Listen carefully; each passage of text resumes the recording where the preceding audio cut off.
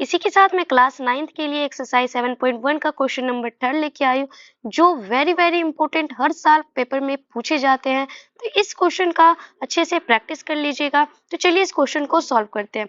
इस क्वेश्चन में हमको दिया क्या है कि जो एडी है वो AB पे लंब है और जो BC है वो भी AB पे लंब है।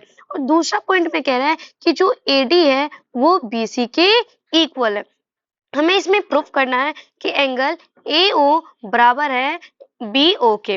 तो चलिए सब इसको प्रूफ करने के लिए सबसे पहले हमको ये निकालना पड़ेगा कि एंगल AOD कॉन्ग्रुएंट है ट्रायंगल BOC के। चलिए तो इसको करते हैं। हमको इसमें जो लिखा हुआ दिया हुआ वो लिख लेते हैं। एंगल AOD बराबर है एंगल BOC के बाई शीर्षाभिमुख कोण। किस कोण के कारण? शीर्षाभिमुख कोण के कारण। शीर्षाभिमुख कोण के कारण। Vertical opposite angle. नेक्स्ट हमको इसमें क्या दे रखा है कि जो AD है वो BC के इक्वल है। नेक्स्ट हमको दे रखा है कि एंगल DAO इक्वल है एंगल CBO के 90 डिग्री। एंगल साइड एंगल से यह नियम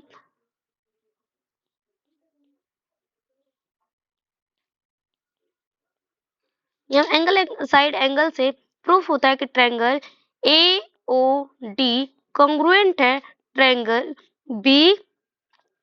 BOC के। दूसरा पॉइंट हमको तो कह रहा है कि AO बराबर है BO के। किस कारण से? CPCT के द्वारा। इसी के साथ हम आपके लिए और वीडियो लेके आते रहेंगे, लेकिन इन सभी क्वेश्चनों का आप अच्छे से प्रैक्टिस कीजिए और हमारे चैनल को लाइक एंड सब्सक्राइब करते रहिए। तो चलते हैं इसी के साथ क्वेश्चन नंबर 6 9th क्लास का एक्सरसाइज 7.1 का है। इसमें हमको दिया हुआ है कि AC बराबर है AE के और AB बराबर है AD के और एंगल BAD जो है वो इक्वल है एंगल EAC के। और देन हमको प्रूफ क्या करना है कि BC जो है वो DE के बराबर है।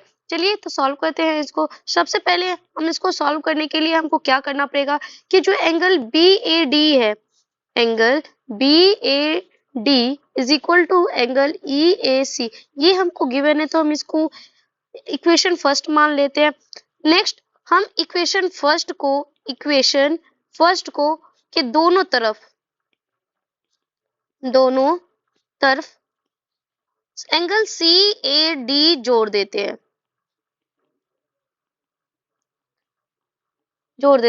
तो ये क्या बन जाएगा? Angle BAD plus angle CAD is equal to angle EAC is equal to angle CAD।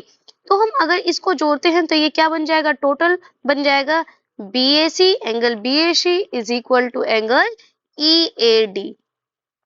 ये हो गया। ये इसे हम इक्वेशन सेकंड मान लेते हैं। अब हम इसमें सॉल्व कर सकते हैं कि ट्रायंगल BAC कॉन्ग्रुएंट करना है ट्रायंगल DAE के ट्रायंगल DAE के। तो इसमें हमको दे रखा है कि AC बराबर है AE के। नेक्स्ट एंगल AB बराबर है AD के और एंगल BAC इक्वल है एंगल EAD के।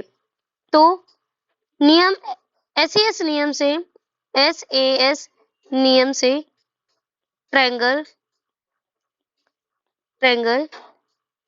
BAC कॉन्ग्रुएंट होता है ट्रायंगल DAE के। सेकंड पॉइंट में हमको कह रहा है कि जो BC है वो DE के बराबर है। BC जो है वो DE के बराबर है।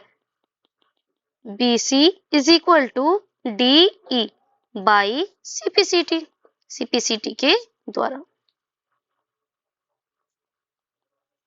धन्यवाद। इसी की तरह आप हमारे चैनल को देखते रहिए। क्लास 9th का चैप्टर 7 क्वेश्चन नंबर 7 लेके आई हूँ। इस क्वेश्चन में कह रहा है कि एंगल हमको गिवन क्या है कि एंगल BAD जो बराबर है एंगल ABE के और एंगल EPA इक्वल है एंगल DPB के। तो हमें प्रूफ क्या करना है कि जो ट्रायंगल DAP है वो ट्रायंगल EB के कॉन्ग्रुएंट है। तो चलिए सबसे पहले इसे सॉल्व करते हैं। इसको सॉल्व करने के लिए हमको एक चीज गिवन है कि EPA इक्वल है एंगल DPB के। इसे हम इक्वेशन फर्स्ट मान लेते हैं। सम इक्वेशन फर्स्ट में के दोनों तरफ बोथ ऑफ साइड दोनों तरफ एंगल EPD जोड़ने पर अगर हम एंगल EPD जोड़ देते हैं तो हमें क्या मिलेगा?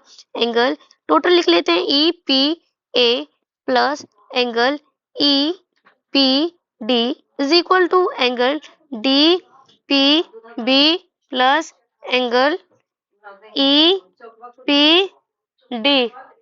तो क्या इसका हो जाएगा? हमको क्या ये हो जाएगा? एंगल DPA इक्वल हो जाएगा एंगल EPP के। इसे हम इक्वेशन सेकेंड मान सकते हैं। तो अब इसको हम आसानी से प्रूफ कर सकते हैं कि एंगल DAP इक्वल है सर्वांशक होगा ट्रायंगल EBP के। तो इसमें हमको दे क्या रखा है कि AP जो है वो BP के इक्वल है और एंगल BAD जो है वो एंगल ABE के इक्वल है। एंगल BAD जो है वो एंगल ABE के इक्वल है। नेक्स्ट हमको क्या दे रखा है कि एंगल DPA जो है एंगल EPB के इक्वल है। तो एंगल तो ये किस नियम से प्रूफ हो गया? एंगल साइड एंगल के नियम